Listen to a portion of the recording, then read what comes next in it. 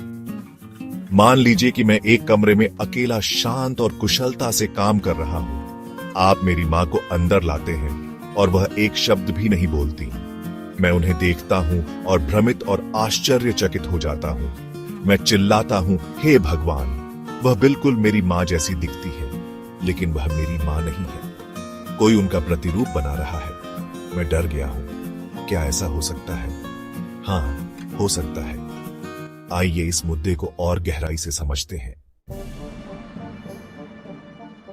स्वागत है life TFA में, life thought felt and acted. मैं अमित हूं और मनोविज्ञान और व्यवहार विज्ञान के क्षेत्र में 45 वर्षों के अनुभव के साथ मैं आपके साथ मानव मस्तिष्क की गहराइयों की खोज करने के लिए यहां हूं। आज हम मनोविज्ञान की सबसे रहस्यमयी और पेचीदा स्थितियों में से एक कैप्रेगास सिंड्रोम पर चर्चा करेंगे। कैप्रेगास सिंड्रोम, जिसे इम्पोस्टर सिंड्रोम भी कहा जाता है, एक दुर्लभ भ्रमपूर्ण स्थिति है जिसमें व्यक्ति को लगता है कि उनके करीबी लोगों को किसी समान दिखने वाले प्रतिरूप ने बदल दिया है। इस स्थिति का इतिहास, संभावित व्याख्याएं और वास्तविक जीवन के केस स्टडीज उतने ही रोचक हैं जितने कि इसकी हॉलीवुड में दिखावटी प्रस्तुतियां। और सबसे महत्वपूर्ण, हम इसके उपचार और प्रबंधन के बारे में बात करेंगे। चलिए शुरू करते हैं। कैप्रेगास सिंड्रोम को पहली बार 1923 में फ्रांसीसी मनोचिकित्सक जोसेफ कैप्रेगास ने वर्णित किया था।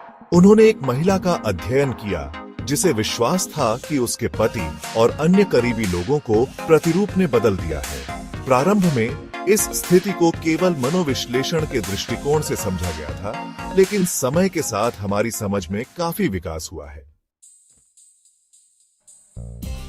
आधुनिक विज्ञान कैप्रेगास सिंड्रोम को मस्तिष्क के चेहरे पहचानने वाले तंत्र, विशेष रूप से फ्यूसिफॉर्म गायरस और एमिगडाला में व्यवधानों से जोड़ता है। यह असंगति एक परिचित चेहरे की पहचान और उससे जुड़े भावनात्मक संबंध के बीच असामंजस्य पैदा करती है। ऐसी स्थितियां अक्सर स्किज़ोफ्रेनिया, डिमेंशिया या सिर की चोटों के बाद देखी जाती हैं।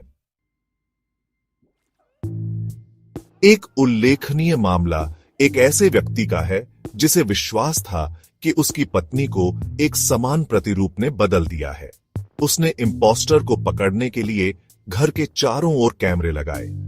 एक अन्य मामला एक महिला का था जिसने अपने माता पिता के साथ बातचीत करने से इनकार कर दिया, यह कहते हुए कि वे डुप्लीकेट हैं। ये वास्तविक जीवन की कहानियां इस स्थिति के भावनात्मक और सामाजिक प्रभावों को उजागर करती हैं।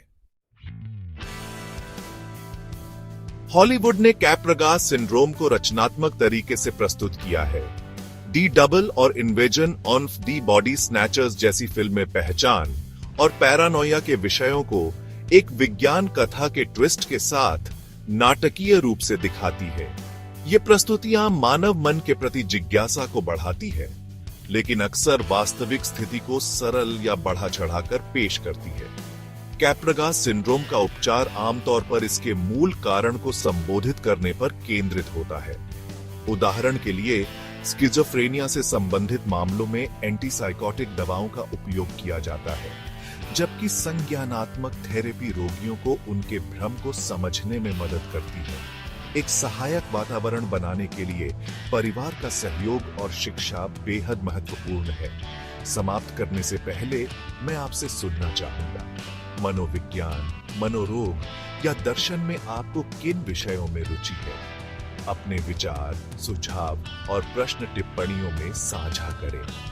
मैं व्यक्तिगत रूप से जितना हो सके उतना उत्तर देने की कोशिश करूंगा। यदि आपको यह वीडियो जानकारीपूर्ण लगा तो कृपया इसे लाइक करें, साझा करें और लाइफ टीएफए को सब्सक्राइब करें। साथ मिलकर विचार, भावना और क्रिया के रहस्यों की गहराइयों में उतरे। याद रखें, मानव मन को समझने की यात्रा अनंत है। आइए इसे एक साथ धीरे धीरे आगे बढ़ाएं। अगली बार तक नमस्ते।